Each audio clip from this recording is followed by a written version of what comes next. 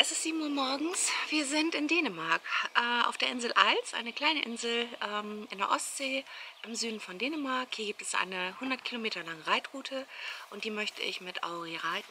Auri, kommst du mal her? Sagst du auch mal guten Morgen? Auri. Auri sagt nicht guten Morgen, geht einfach vorbei. Auf jeden Fall wünsche ich euch viel Spaß beim Zuschauen.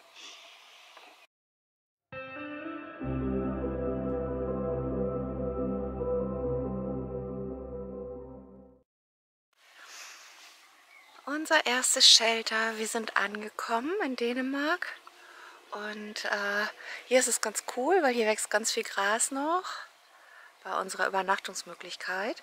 Und ich probiere das jetzt mal aus, ob Auri hier bleibt. Sonst kann ich sie auch noch hier auf dem Paddock rüberstellen. Aber da hat sie noch Heu, Wasser. Hier vorne sind die Hundis. Und ich hoffe, heute sind nicht so viele Mücken unterwegs.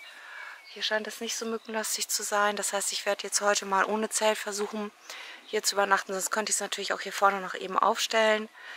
Aber dann traue ich der Euro immer nicht so ganz über den Weg. Und ja, hier ist das Shelter, wo ich dann gleich alles aufbaue. Hier ist jetzt noch ein bisschen mehr Zeugs, weil ich ja das Auto noch hier habe. Das heißt, ich werde morgen dann das Ganze wieder beschränken hier auf meine Packtaschen. Die Trense hängt da schon, den Sattel habe ich noch im Auto. Da hinten steht der Anhänger am Heuschober. Ja, und jetzt werden wir hier gleich Abendbrot essen, zusammen mit der kleinen Auri-Maus. Da haben wir uns jetzt schon schön eingerichtet. Leider sind so viele Kribbelmücken gerade hier. Deshalb weiß ich gar nicht, ob ich nicht vielleicht auch das Zelt noch aufbaue. Die Auri fühlt sich auf jeden Fall sehr wohl hier. Und hier köchelt gerade das Wasser für mein Abendbrot. Auri, du gehst nicht an den Kocher, du kleine Nase.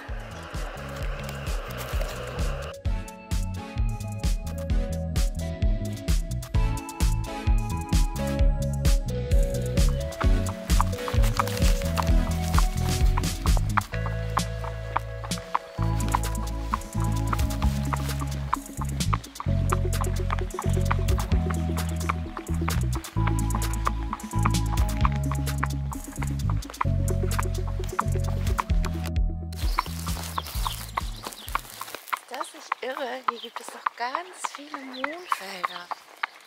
Wahnsinn.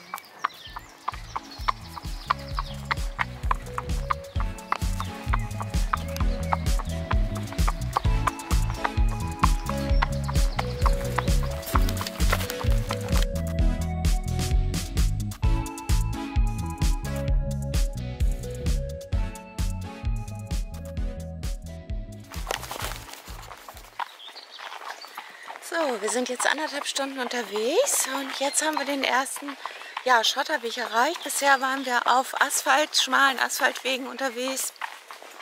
Mussten 2 wirklich große Straßen passieren. Das ging aber ganz gut. Und jetzt geht es so ein bisschen in die Felder oder so ein bisschen auf die Feldwege. Das finde ich ganz schön. Noch stehen hier so ein paar Häuser am Wegesrand, aber ich glaube gleich sind wir so ganz in der Natur verschwunden.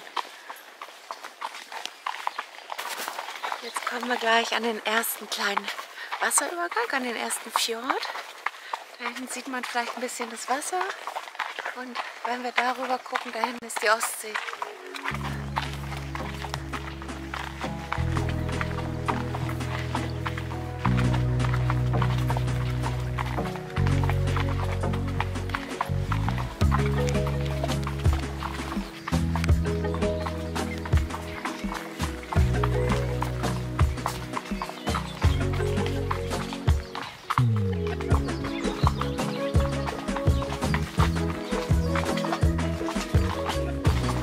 Da auch mal gucken.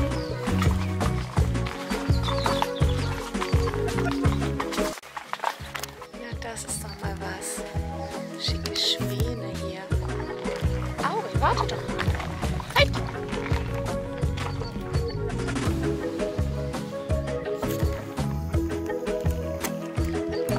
Ach, Auri hat wieder keine Geduld.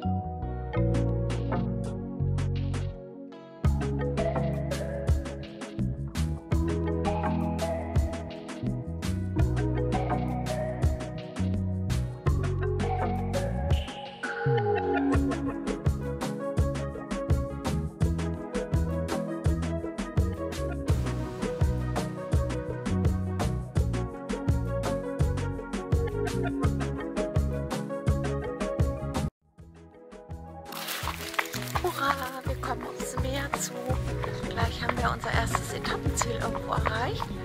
Mal gucken. Da vorne ist es ein bisschen eingezäunt. Vielleicht da. Wir schauen mal. Auf jeden Fall mehr in Front. Aurin, hör mal auf dich zu scheuern.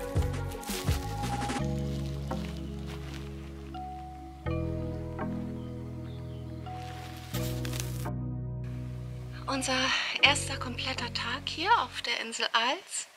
Wir haben heute eine relativ kurze Tour gemacht, nur, ich glaube, 18 Kilometer. Eigentlich wäre die Tour 25 lang gewesen oder 26, aber es ist deutlich wärmer als vorausgesagt und meine Hunde, die waren auch irgendwie faul, vor allem Aki.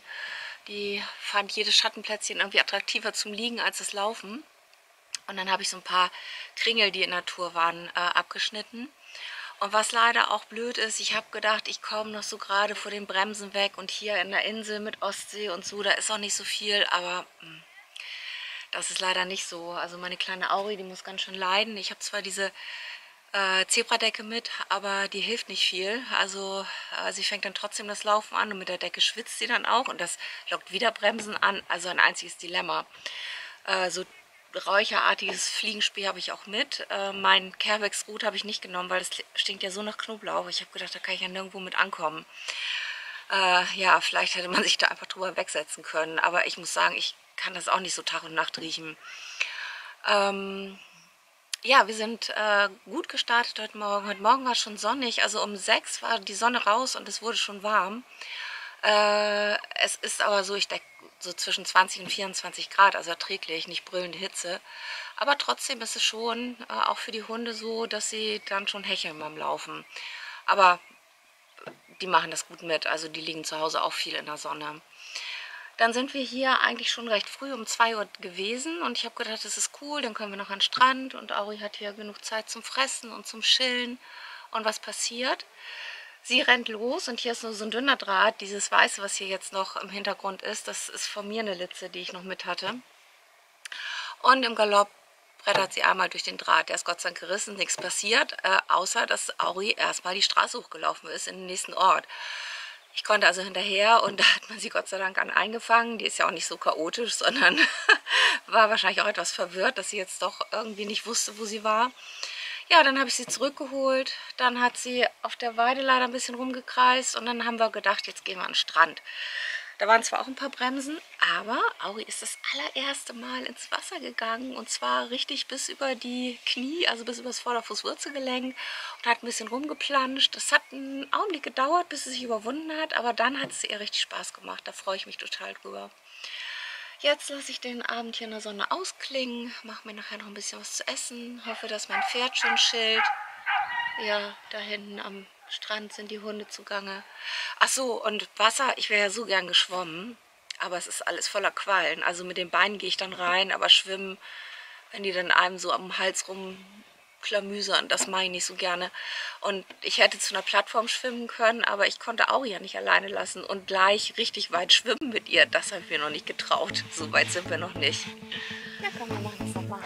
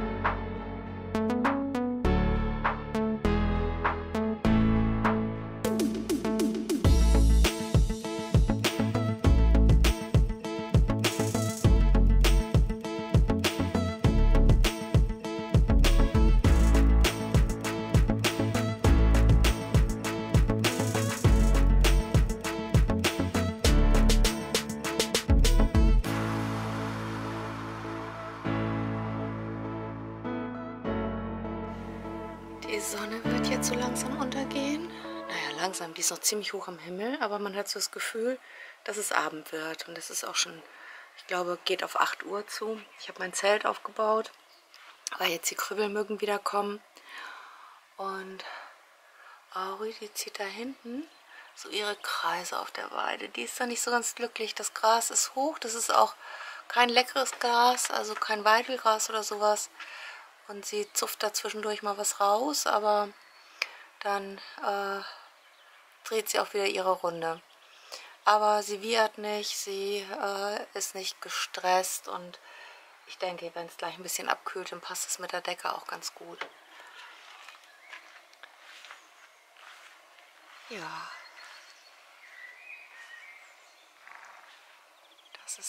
Da sollte man eigentlich übernachten. Das geht eigentlich auch gut, wenn, wie gesagt, nicht die Mücken so wären. Also wenn man zum Beispiel so einen Biwaksack mit so einem Mückennetz hat, dann passt das.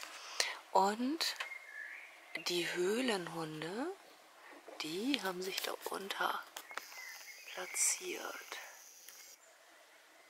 Okay, und da liegt die Shima. Ich weiß noch gar nicht, ob ich die heute Nacht mit ins Zelt nehme oder einfach da in ihrer Höhle lasse. Das finde ich so niedlich.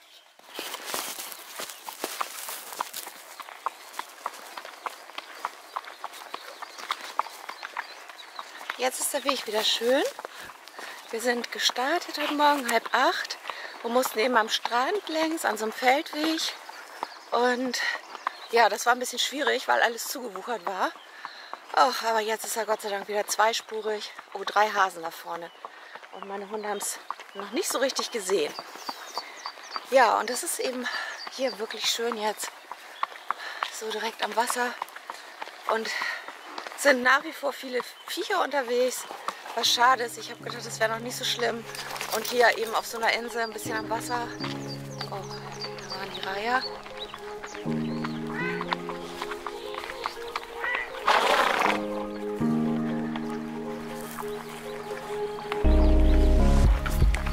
Da laufen die Muckis.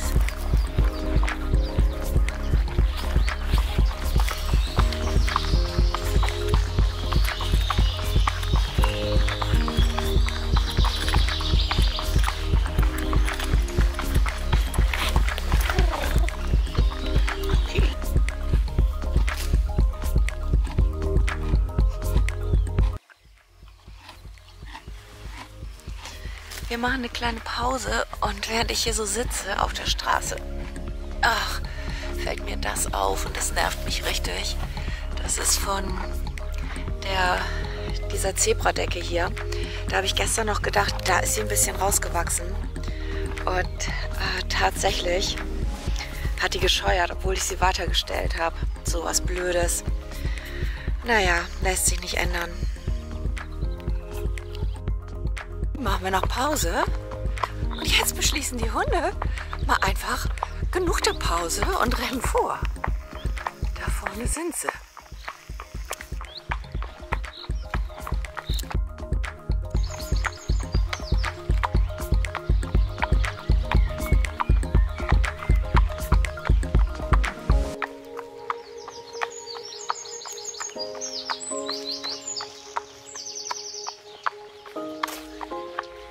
Nee, auch nicht fressen jetzt.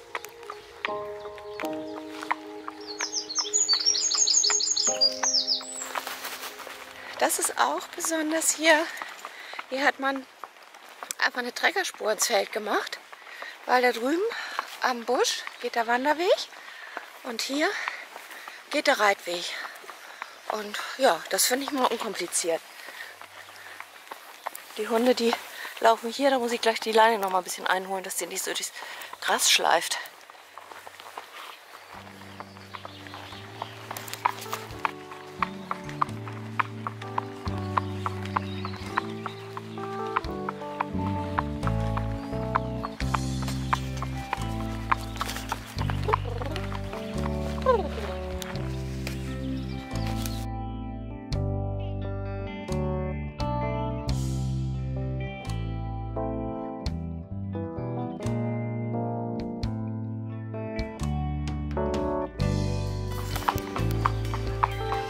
Wir hatten eine schöne Pause am Hafen und die Karte hat angezeigt, dass es irgendwie nicht durch Wald geht, da habe ich gedacht, ach, das ist ganz schön, dann können wir noch mal bis zum Meer reiten. Aber die haben ja überall diese schönen hohen Windschutzhecken, die ja eigentlich ganz süß sind und hübsch aussehen. Und das macht die Landschaft hier auch irgendwie toll. Nur, die haben natürlich auch irgendwie viele Bremsen. Also wir werden die ganze Zeit umschwirrt hier. Und durch die Hecken hat es natürlich auch keinen Wind. Das heißt, obwohl es heute bedeckt ist, ist es doch relativ drückend. Und ja, ich kann jetzt gleich einen Bogen ums Meer machen. Oder ja, direkt in den nächsten Ort reiten. Und ich bin mir noch nicht so ganz sicher, was ich tue. Ich würde ja auch gerne jetzt noch mal ins Meer reiten. Ja, mal schauen. Wir haben uns doch entschieden, zum Wasser zu reiten. Und jetzt werde ich gleich mal sehen, ob Auri vielleicht sogar mal reingeht, wenn ich oben drauf sitze. Ich bin gespannt. Ach, Auri nicht scheuen, ist gut.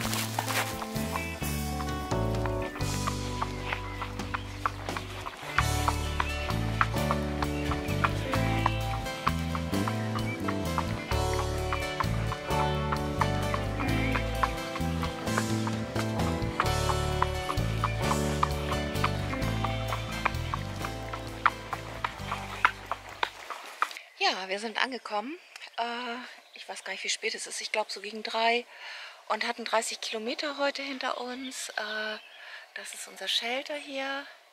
Und wir sind hier ganz abgeschieden. Ich mache mal einen Rundumblick eben.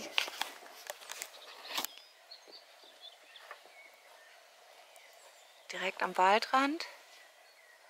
Aber bis jetzt haben die Bremsen Auri noch nicht entdeckt. Aber Mücken werden nachher kommen. Das ist ganz sicher. Ich werde wieder mein Zelt aufstellen als Mückenschutz, aber dieses Shelter ist einfach toll, weil man dann seine Sachen auch so schön ausbreiten kann. Es gibt auch überall immer einen Lagerfeuerplatz, das ist auch mega cool. Wobei ich jetzt für mich alleine nicht das Lagerfeuer angemacht habe gestern Abend. Hier überlege ich jetzt noch, weil hier so viel angebranntes Holz ist. Vielleicht mache ich es an, einfach weil es schön ist. Ja, und vielleicht lasse ich nachher auch nochmal die Drohne steigen. Unser Tag war ganz schön bisher, also Holz, toi toi toi, keine großen Katastrophen. Heute Morgen am Strand, da wollte ich eigentlich Richtung Wasser reiten, aber die Hunde, die waren so hin und her und dann konnte ich das nicht. Ja, und also ich musste erstmal Aki, die lief vor, Shima blieb hinten und bis ich die so sortiert hatte. Und dann es ist heute bewölkt, aber es war wirklich so ein bisschen sehr drückend und es waren viele Bremsen zu Anfang unterwegs, dass ich schon etwas genervt war. Und dann sind wir aber doch noch diesen Rundweg zum Strand geritten. Also hier geht es dann, ja, vor 10 Kilometern ungefähr ist auch nochmal ein schönes Strandstück. Das ist richtig toll. Da waren noch ganz wenig Quallen und eigentlich habe ich überlegt, ob ich alles auspacke und wir schwimmen gehen. Aber es war nichts, um das Pferd anzubinden dort und ich hatte dann Angst, dass ich irgendwie Sand auf den Wollach kriege und da hatte ich ein bisschen Bedenken, deshalb habe ich das nicht gemacht. Und Auri wollte so mit mir drauf, erstmal nicht ins Wasser, aber dann ist sie nachher nochmal an der Hand so ein Stückchen reingegangen an einem Süßwasserzufluss, wo sie getrunken hat und da stand sie dann auch schön tief und hat die Beine nochmal gekühlt. Ja, und jetzt gibt es erstmal Essen.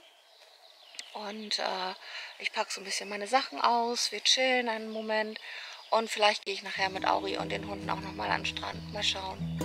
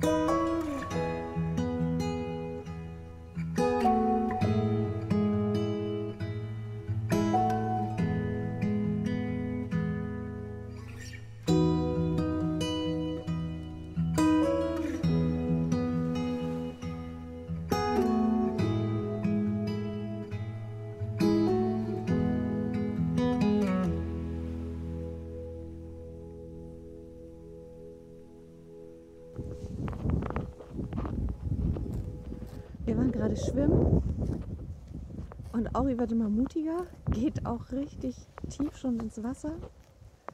Und ja, jetzt habe ich mich gerade trocken gelegt, weil auch wenn wir nicht ganz kopfunter waren, ist das so, wenn Auri mit ihren Hufen platscht, dann bin ich von oben bis unten nass.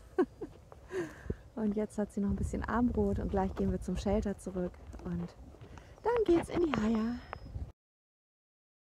Mein Pferd schläft da hinten. Seht ihr die Ohren? Das erste Mal auf dem Ritt, dass sie sich hingelegt hat zum Pennen. Und ich will gleich los. Ich mache sie jetzt gar nicht wecken.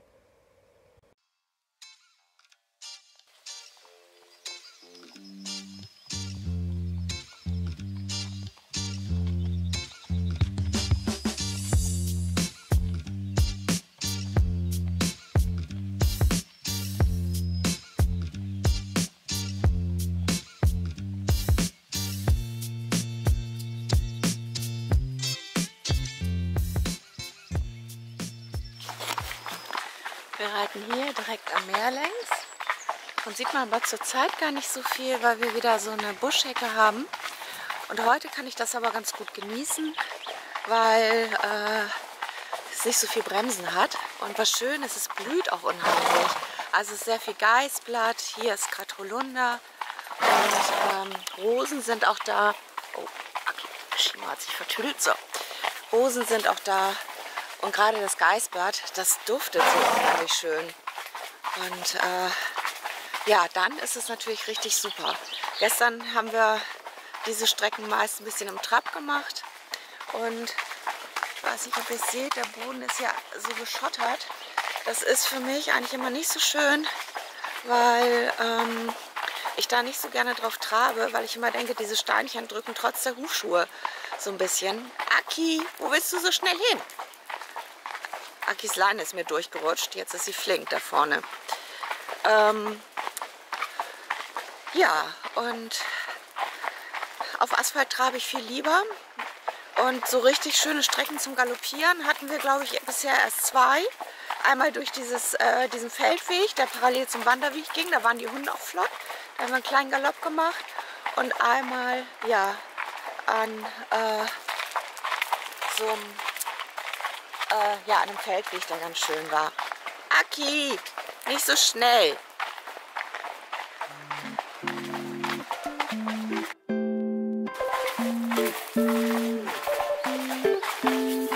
Oh, ein dicker Stein.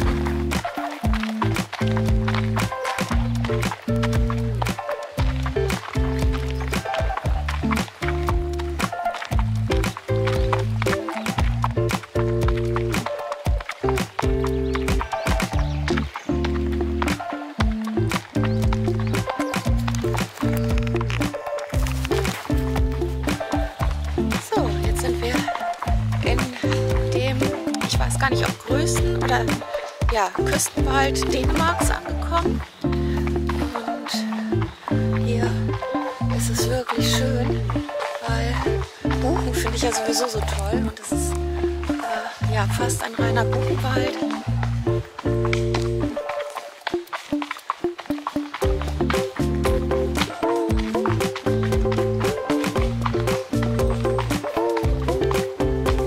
Und auch hier der Weg leider mit vielen Steinchen versehen, sodass wir im Schritt bleiben. Aber es ist auch nicht schlimm, wir haben heute nur 17 Kilometer vor uns und meine App sagt, es sind eigentlich auch nur 15. Mal gucken, was am Ende dabei rauskommt. Und von daher können wir auch trödeln. Wir haben es also nicht eilig.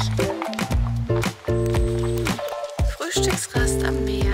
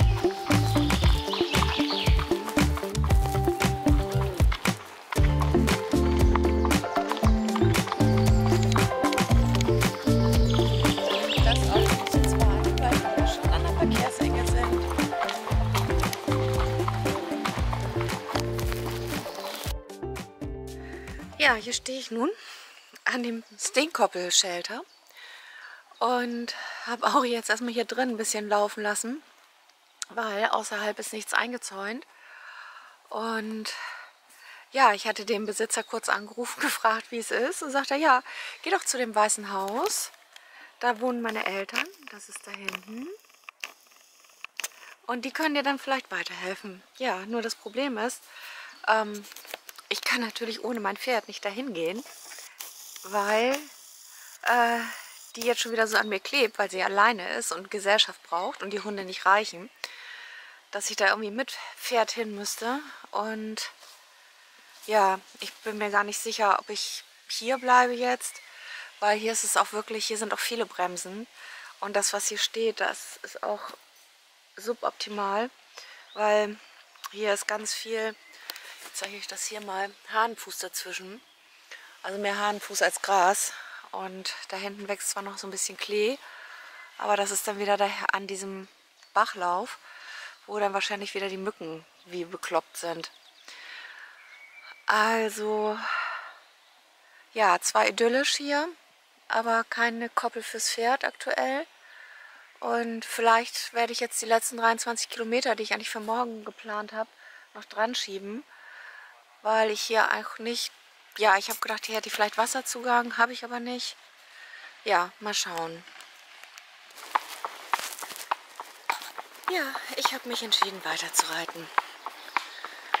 Irgendwie, ja, mir passte das nicht, dass da so wenig Futter war für Auri.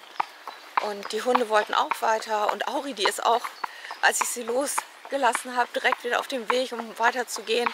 Und da habe ich mir gedacht, okay, dann gibt es heute Nachmittag jetzt noch 23 Kilometer, insgesamt 40. Das ist natürlich eine Menge, aber die Hunde haben das schon gemacht. Und es war heute Morgen sehr kühl und angenehm, sodass es heute Morgen überhaupt nicht anstrengend war. Und ja, deshalb gehen wir es jetzt an.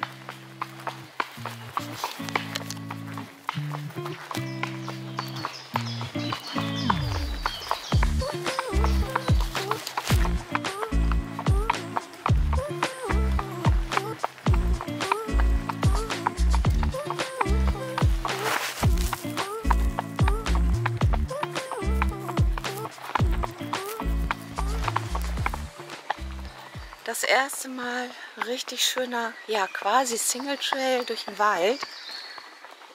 Und bei der Wärme jetzt ist es ganz angenehm. Und noch werden wir auch nicht, oh doch, wir werden doch von den Mücken attackiert. Ich weiß gar nicht, ob man das so auf der Kamera sehen kann, aber man kann hier super schön auf die Ostsee gucken. Da sind die ganzen Segelboote und auf der anderen Seite ist die Insel Fünen, richtig schön.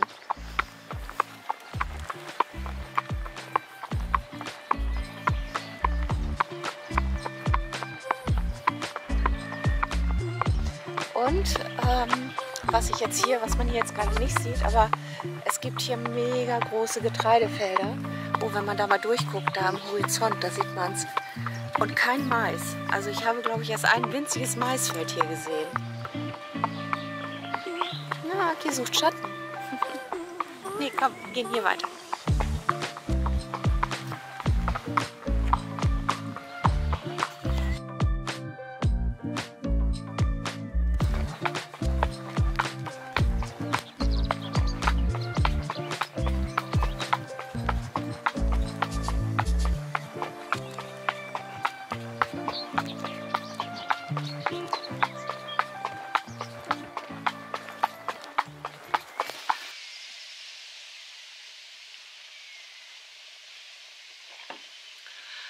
Ich bin um 6 heute hier angekommen, wieder in Mjangholt, an meinem Ausgangspunkt. Jetzt habe ich noch eben was gegessen, mir einen Kaffee gekocht. Auri, die frisst hier hinten ein bisschen. Und wir chillen noch ein bisschen und dann verlade ich und fahre langsam nach Hause. Heute na, wer kommt hier an? Willst du auch Hallo sagen? Da, guck mal in die Kamera. Meine Süße. Heute das Steinkugel-Shelter, das war nicht so schön, weil ja, da kein Gras war, das hatte ich vorhin ja auch schon erwähnt. Und Auri, jetzt nicht die Kamera umschmeißen. Und deshalb haben wir die letzten 20 Kilometer noch gemacht hierher. Und das hat auch ganz gut geklappt. Es war relativ warm, aber Ja, Auri hat so ein bisschen, glaube ich, Fliegen. Obwohl ich so ein Fliegenzeug hatte vor den Augen. Das sieht so ein bisschen so aus, als hätte sie Bindehautentzündung. Na, ich guck mal. Ja, es war warm und ich habe erst gedacht, die Hunde machen schlapp, aber das lief alles. Auri, die läuft gut, da macht das überhaupt nichts aus. Die könnte auch noch viel, viel mehr machen. Und die Hunde haben es gut mitgemacht. Jetzt haben wir einen Tag weniger. Das ist ein bisschen schade. Ich wäre gerne noch so ein bisschen am Strand gewesen. Aber ja, so war es auch schön. Die Beschreibung der Shelter und der Route, das verlinke ich euch unten in der Videobeschreibung. Da habe ich einen Link zu meiner Homepage www.pferdefrauen.de und da beschreibe ich auch nochmal alles, was war gut, was war nicht gut, wo gab es eine Toilette, wo gab es keine Toilette, wo gab es Wasser, wo gab es kein Wasser, diese ganzen Geschichten, wie hat mir die Route überhaupt gefallen. So grundsätzlich muss ich sagen, die Insel ist toll, die Route geht super an der Küste lang, ganz toll. Nicht so gut hat mir gefallen, dass es fast nur Asphalt und Schotter war. Das heißt, definitiv langsam zu reiten im Schritt und im Trab. Ganz wenig Stellen, nur wo man galoppieren konnte. Wobei ich mit den Hunden eh nicht so schnell unterwegs bin, deshalb hat mich das nicht gestört. Und die Leute alle sehr nett. Also von mir aus gibt es dafür einen Daumen hoch und ich würde mich freuen, wenn ihr meinem Video auch einen Daumen hoch gebt. Und natürlich freue ich mich auch, wenn ihr mich abonnieren würdet. Ja, das war es erstmal hier aus Dänemark vom Reiterweg Als und ich hoffe, wir sehen uns beim nächsten Video.